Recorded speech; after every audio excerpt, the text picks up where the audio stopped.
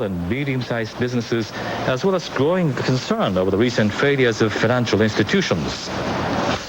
In addition to the rate cut, aggressive buying by the Bank of Japan once pushed up the dollar to 100 yen level for the first time in more than 7 months. The dollar at 3 is 99.95. The Nikkei average climbed 658 points to end at 18,279. The broader-based topics went up to 1436. In regional trading, the Hang Seng in Hong Kong is up at 93.19. In Singapore, the Straits Times is 21.34. Toyota will become the first Japanese company to produce passenger cars in Vietnam. Toyota will set up a joint venture capitalizing 70% of the $49 million project. The company starts producing and selling passenger cars there in 1997.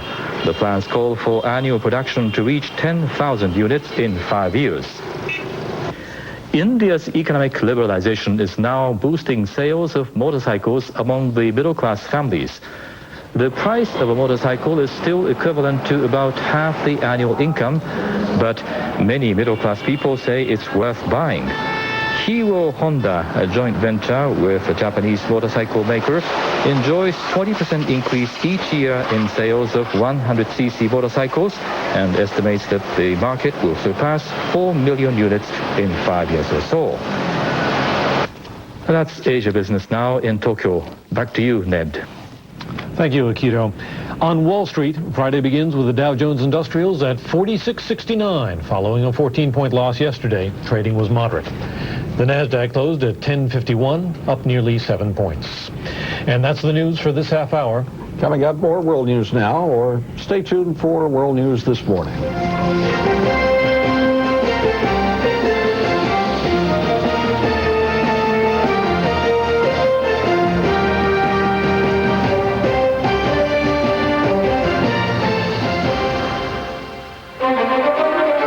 Insomniacs get their news from World News Now and from any other source. You've probably heard that visitors to Portland spend more than $1 billion of their hard-earned dollars right here in the Rose City. And you probably knew that tourism is larger than other state industries like high-tech and forestry. And I bet you figured out that all those visitor dollars translate into jobs. Jobs for managers, jobs for bakers, jobs for drivers and cabinet makers. More than 20,000 jobs in the Tri-County area.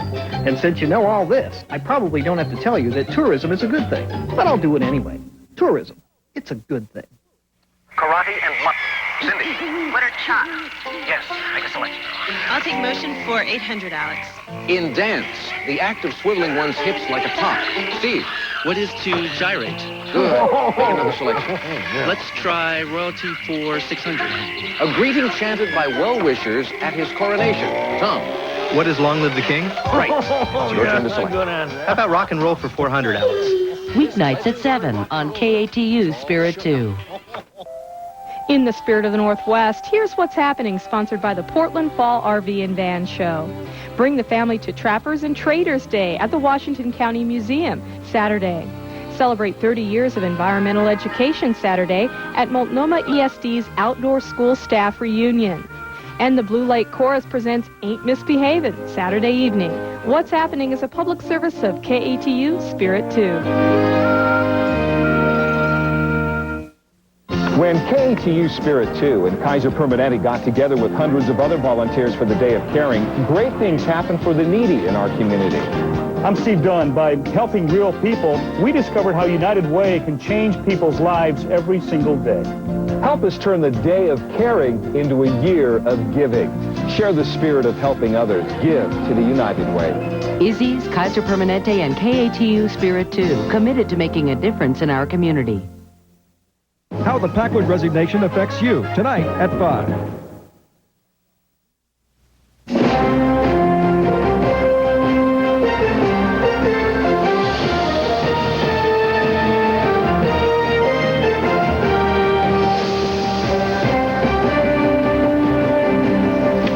Friday morning from New York. I'm Bill Greenwood. And I'm Ned Potter. Kevin Newman is on assignment for one more night. In the news this morning, the resignation of powerful Oregon Senator Bob Packwood. Why the jury won't hear from Mark Furman or O.J. Simpson. A commonly used drug may help prevent crippling strokes. And also coming up in this half hour, how a long and prominent Senate career came crashing to an end. And a look at the morning papers. We begin with the top of the news, and Bill. Ned, after months of defiance, Oregon Senator Bob Packwood is leaving the U.S. Senate. Packwood announced his decision to retire as the Ethics Committee released 10,000 pages of evidence of misconduct, including the senator's own diaries. The Oregon senator was tearful as he took the floor. It is my duty to resign. It is the honorable thing to do for this country, for the Senate. So I now announce that I will resign from the Senate, and I leave this institution not with malice, but with love. Packwood could still face criminal charges. He allegedly altered evidence of sexual and official misconduct. And as ABC's Brian Rooney reports, Packwood's decision to leave brought mixed reaction in his home state. It's a great day in history. Bob Packwood finally going down the drain. I think it's a sad day for Oregon. Even as Oregonians debated the fairness of what happened, the hard reality for Senator Packwood was that his political base of 27 years disappeared. From the state's largest newspaper to the governor, power brokers called for Packwood to quit. This has gone on for a very long time. I don't believe the senator can any longer effectively represent Oregon. Even among Republicans, Packwood had few vocal defenders. One former staff member attributes Packwood's problems to political opponents. Sure, the bottom line is, from the beginning, they felt that there was a Senate seat up for grabs here, and they would do absolutely anything to get the seat. But the efforts of supporters were eclipsed by the accusations of the women who charged Packwood with sexual harassment. One is Gail Byler, a former restaurant hostess, who said Packwood made a physical advance. Nobody ever wanted revenge. We just wanted justice, wanted him to be accountable for his actions. Much of what Packwood is accused of occurred more than 2 decades ago, but the senator's actions finally caught up with him. Brian Rooney, ABC News, Portland. The defense in the O.J. Simpson trial says it has made its case and is ready to rest. But that probably won't happen until Monday, because first the defense wants an appeal matter cleared up, an appeal by the other side. Here's reporter Janet Tamaro. You tell me that The trial has stalled once again because the prosecution is unhappy with Judge Ito's planned instructions to the jury to explain why Mark Fuhrman will not be recalled to the stand. The court will instruct the jury as follows. Detective Mark Fuhrman is not available for further testimony as a witness in this case.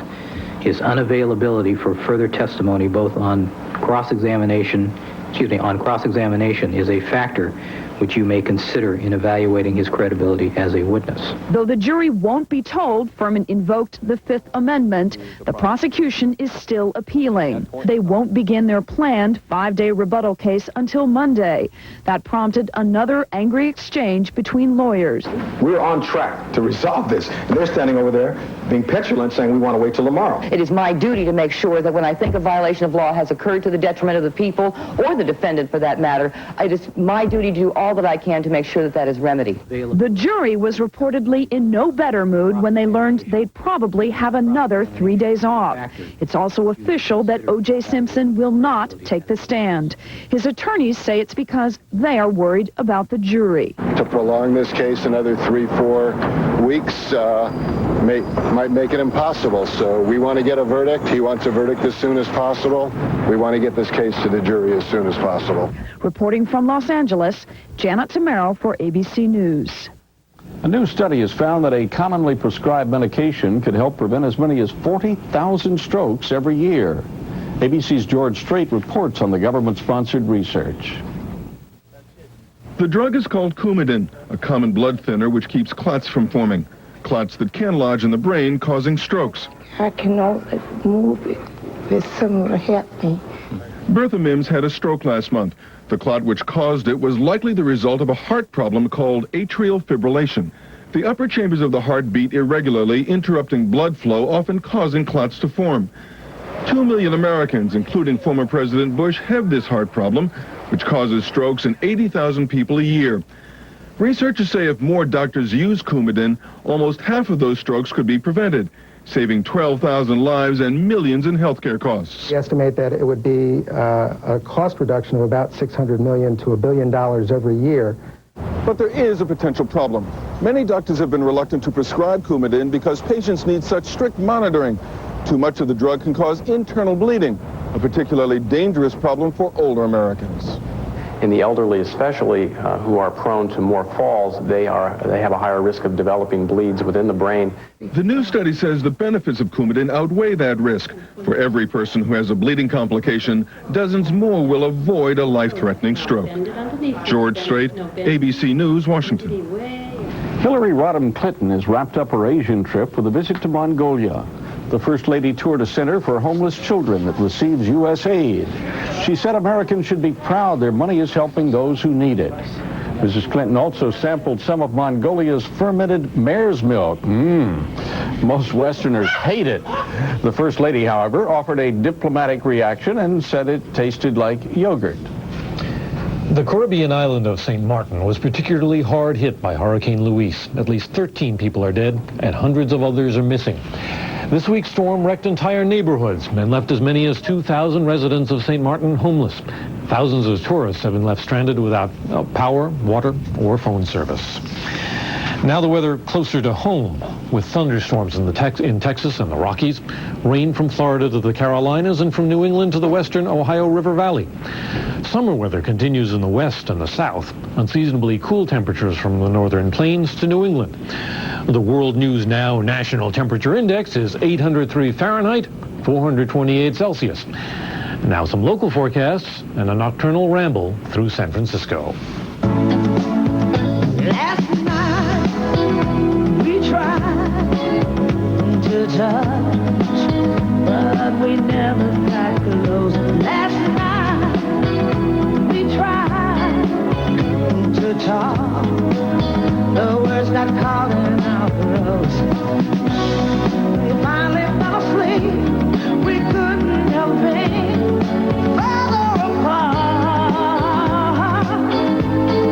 Look me in the heart, if you think that love is blind, baby, look me in the heart, and you'll see that I'm so crazy about you, baby, and it's not in my mind. Can't you look me in the heart, look me in the heart? You try to say that I'm hiding from you. You act like a spy, always. World News Now weather, brought to you by Baby Gold Bond medicated powder. But why don't we try to make a new... My baby had a bad case of diaper rash. Now your baby can get relief from diaper rash with Baby Gold Bond medicated powder. Baby Gold Bond medicated powder really helped him. It made him much more comfortable. Baby Gold Bond's dual action formula relieves and soothes diaper rash with a medically proven ingredient and absorbs moisture. Used every day, it helps prevent diaper rash.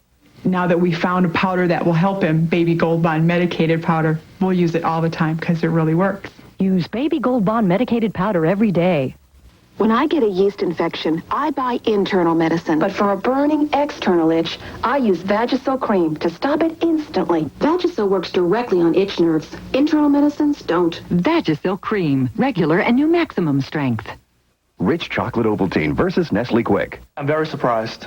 Yeah, very surprised. I really thought that I was drinking Nestle Quick. The Ovaltine flavor was incredible. A rich, sweet chocolate flavor and taste to it. Rich chocolate Ovaltine is a different kind of Ovaltine, and its great taste will surprise you. Rich chocolate Ovaltine has an excellent taste, an excellent chocolate flavor, and then it adds that nutritional value to it, which Nestle Quick does not have. Rich chocolate Ovaltine. Can I finish my milk?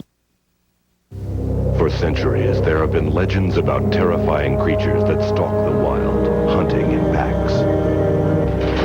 Now, on home video from ABC's World of Discovery, Wolf, Return of a Legend.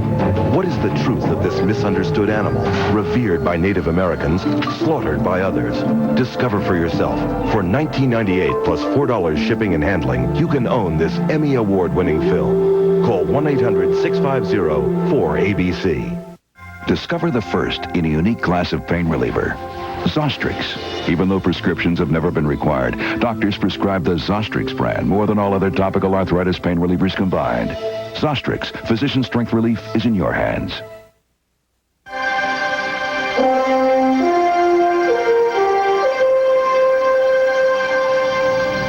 The Chicago White Sox were riding an 8-game winning streak last night as they faced the Texas Rangers, who were trying to end a 4-game losing streak and get back into the wild card playoffs. At the ballpark in Arlington, and I have been there, things were loose in the dugout. Watch that as benefits an 8-game winning streak. The game was scoreless until the 4th when Texas got a hit on the board with a sacrifice fly by Luis Ortiz with the bases loaded that scored Mickey Tettleton. Now, that was the only run that Roger Pavlik needed as he shut out the White Sox on a 3-hitter. The Rangers did add an insurance run on Mark McLemore's base hit that drove in Ortiz. The Rangers won it 2-0 and moved within 2 games of Kansas City in the wild card race. You know, I was shocked to find out that kart racing season is winding down. In fact, I was shocked to find out they had one. And I was surprised to learn that Canada's Jacques Villanueva is leading the IndyCar point standing. And I was upset. It doesn't take a lot to get me upset in sports to learn that if he does not wrap up the PPG tournament this week, the Cup, it could lead to a messy situation. You following me, folks? ESPN's Beth Tushak is going to explain all of it in this week's Auto Racing Report. We added the scores. You want fast? Go to an IndyCar race. You want to know who won? Stick around for a couple months and eventually you'll find out. The case of the missing win began June 25th at Portland when Al Unser Jr. was stripped of the victory for alleged improper ground clearance.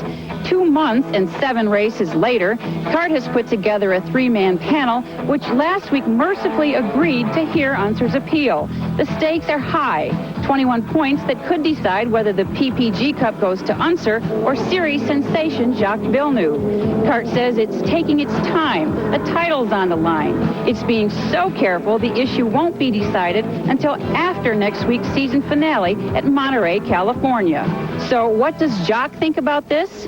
Well, it's annoying. I think it's stupid anyway that there's an appeal that goes on for 4 months and that it keeps everybody waiting. Not only us, but all the guys that are fighting for second position and so on. And it's a little ridiculous. It's not very professional, but, you know, that's the way it is. And we'll have to bring it to fight into Laguna. During the same period, roughly the time it takes for a rabbit to give birth twice, the upstart Indy Racing League has announced new Indy 500 qualifying, a new point system, and a new concept in race scheduling. Hoping to entice IndyCar drivers to jump ship, IRL boss Tony George will reward performance and participation. Points earned at the Disney World opener and at Phoenix will double at Indianapolis. This is important because the majority of the Indy 500 grid is reserved for drivers who have scored IRL points. The series champ will be crowned in May at Indy. The circuit then moves to New Hampshire to start the 1996-97 season. All George needs now are, well, some drivers and cars to see if what works for the NFL and NBA will carry over to racing. Speaking of championship fights, the battle for NASCAR's Busch Grand National crown took an interesting turn this weekend at Darlington, South Carolina, where the top challenger was knocked out. Of the race, that is, not the title chase. 29 points behind Johnny Benson going in, Chad Little took a blow when he crashed to a 40th place finish. Benson, meanwhile, sailed home behind winner Mark Martin, padding his lead to 156 points. While Little has 6 wins to 2 for his rival and has led twice as many laps, Benson has, for the most part, avoided major trouble. With 5 races remaining, this title bout is almost guaranteed to go down for the final count on the racetrack.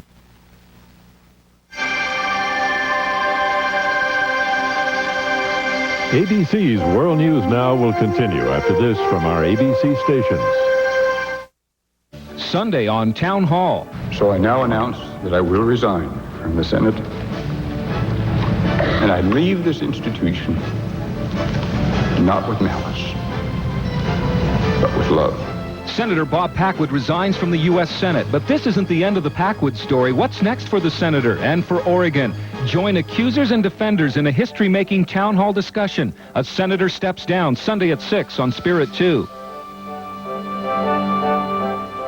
When breaking news happens, more people turn to Channel 2 News. First on the scene to bring you pictures from the Labor Day accident at Multnomah Falls. Rocks and water were just flying everywhere, and there was just panic. When the big story breaks and it's important to you, trust Channel 2 News to be there first, in the spirit of the Northwest. On the next AM Northwest, the top 10 fashion must-haves for fall. We'll show you the newest fashion trends under $30. Today at 9 on Spirit 2. It is my duty to resign. It is the honorable thing to do. If you had been visiting Congress yesterday, you might have thought that there were two senators named Bob Packwood. One was the statesman that Mr. Packwood himself chose to remember, the champion of tax reform, the defender of abortion rights. The other was the offender rooted out by the Ethics Committee, the man who harassed more than a dozen women, used his office to win financial favors, and then tried to cover his tracks. After 3 years of simmering scandal, it all played itself out yesterday in a few hours. The ethics panel produced 10,000 pages of evidence, and Packwood announced it was time to give up. If you had been visiting Congress yesterday, this is what you would have seen. The committee has heard enough. The Senate has heard enough. The public has heard enough. By any standard, in any workplace in the United States of America, he would have been fired, and I voted to fire Senator Packwood from the United States Senate. This is the atomic bomb. We can do no more than to expel a member and to refer this conduct to the Justice Department. I thank the chair, thank the majority leader. I think many of you are aware of why I'm here today. I am aware of the dishonor that has befallen me in the last 3 years, and I don't want to visit further that dishonor on the Senate. I respect this institution, my colleagues, too much for that. The evidence that we have here to release amounts to 40 pounds and 10,145 pages. And here it is. I know that at various points in this case, there were those out there who wondered whether the Ethics Committee would get it in the Packwood case. Well, there can be no doubt today that the Ethics Committee got it concerning the gross and persistent misconduct demonstrated by Senator Bob Packwood. First of all, no workplace in America ought to tolerate the kind of offensive, degrading sexual misconduct that the Ethics Committee finds Senator Packwood to be guilty of. And it certainly cannot be tolerated in the United States Senate either. For 27 years, I've worked alongside Bob Dole, Ted Stevens, a few others from that era, most of all from Mark Hatfield, who was not just a colleague, but a friend of almost 50 years standing, who I met when I was a teenage young Republican, and he was a bright, young, as yet unelected state legislator, and he subsequently turned out to be my teacher, mentor, friend, fraternity brother. There have been many successes in these 27 years, some failures, some frustrations. In this case, I think it's important to note that the committee found a pattern of conduct from 1969 down to the most recent event that indicated that sexual misconduct was part of the pattern of Senator Packwood's conduct of his official duties. These were not merely stolen kisses, as Senator Packwood has claimed. There was a habitual pattern of aggressive, blatantly sexual advances, mostly directed at members of his own staff or others whose livelihoods were connected in some way to his power and authority as a senator. In at least some of the 18 instances of which we find Senator Packwood guilty, he used physical coercion against his victims, frightening them and causing them severe emotional distress. He has made at least 18 unwanted, unwelcome sexual advances on women. He intentionally obstructed the committee's inquiry by tampering with his diary. He asked lobbyists for jobs for his wife to reduce his alimony payments. His offenses, taken cumulatively and even individually, are unacceptable. If this were a criminal court, Senator Packwood would likely receive 10 to 16 months in prison as a first offender under the federal sentencing guidelines. The law itself allows prison sentences of up to 5 years. This is a gravely serious offense. Some in my age group will remember General MacArthur's final speech at West Point. Duty, honor, country. It is my duty to resign.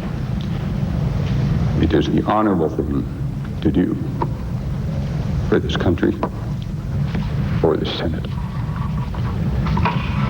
So I now announce that I will resign from the Senate, and I leave this institution not with malice, but with love. Good luck. Godspeed. I think Senator Packwood has made the correct decision. It's not easy. Hasn't been easy. It's always easy when you're criticizing, but it's not as easy when you're taking it.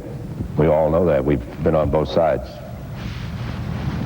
I must say I've watched Senator Packwood the last 24 hours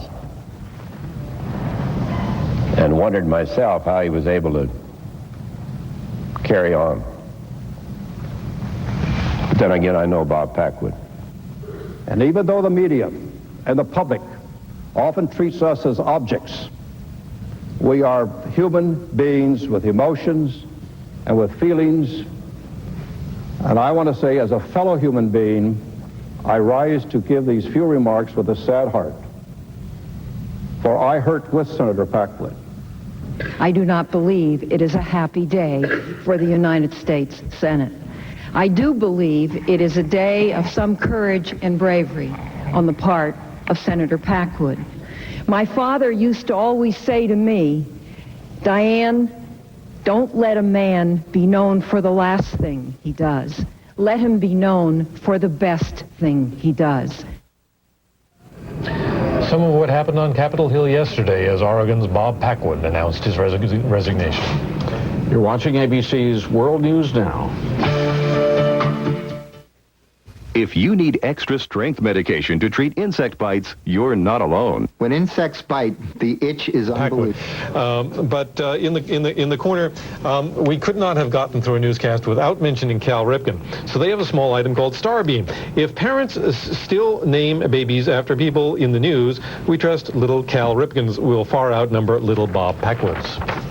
I'm sorry. Okay. The New York Times has a story. It's really an Associated Press story, and it's a good idea not to get arrested in Fredericksburg, Virginia.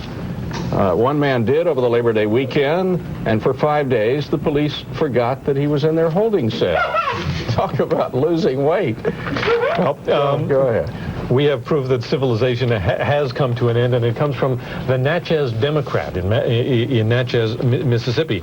Down here at the bottom, there's a story about what I'm sure was the favorite pastime down there. This must be a real thigh slapper. If you were in trouble, if you were speeding, if you were drunk, the thing to do was race across the bridge to Louisiana. Well, Louisiana police will be waiting for you there. Just stay out of Fredericksburg, Virginia. I guess better. To paraphrase Pogo, in Okmulgee, Oklahoma, folks, the news is us. This is a copy of today's Daily News, and they are reporting, they kissed off the Packwood story, and are reporting on page 1 that we reported on their page 1 last night. And so, folks, all of you at the Okmulgee Daily News, you keep putting us on page 1. We'll keep putting you on World News Now, okay? Thank you. That's the news for this half hour. You're watching World News Now. Coming up, more of World News Now, or maybe World News This Morning.